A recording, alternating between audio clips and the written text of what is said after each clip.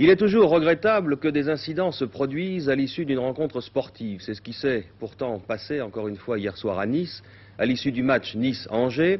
Angers a gagné par 4-2 et des centaines de spectateurs mécontents se sont affrontés à la police jusqu'à tard dans la nuit. Regardons quelques extraits de l'essentiel, c'est-à-dire du match.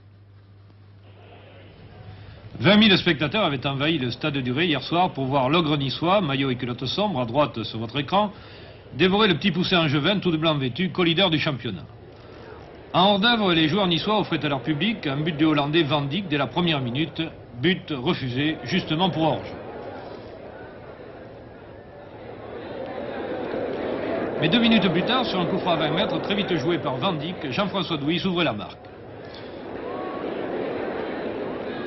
Les Niçois, qui avaient abordé le match à 100 à l'heure, étouffaient leurs adversaires. À la 18e minute, Loubet donnait un bon ballon à Van Dijk, qui évitait Damjanovic, driblait Galina, et c'était un deuxième but. Le public en délire pensait déjà à un carton de son équipe. Van Dijk marquait un but refusé pour une main, mais les Angevins, par leur milieu de terrain, Guillou, Poli et Edvidge, réagissaient bien.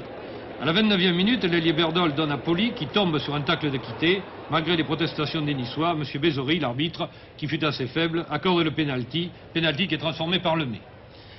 2-1, l'absence d'Eriksson se fait sentir et le milieu de terrain d'Angers fait la loi. À la 41e minute, Guedos donne sur la droite à Berdol, qui centre en retrait sur Edvidge, et c'est l'égalisation, la balle ayant frappé le dessous de la barre avant de rebondir dans le but. 2-2, c'était le score à la mi-temps.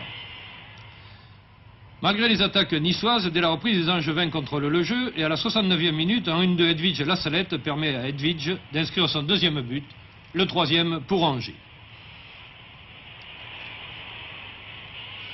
Un peu plus tard, Galina, déjà blessé au poignet et touché à la tête par Castellani qui avait remplacé Chorda, il reprendra sa place 3 minutes plus tard avec plus de peur que de mal. Les Angevins font courir le ballon, les Niçois font le forcing, mais à la dernière minute du match, sur une contre-attaque, Lassalette donne une belle balle à Edvidge, dont le tir soudain trompe Baratelli. 4-2, une équipe exemplaire d'Angers battait une équipe niçoise, il faut le dire, assez diminuée.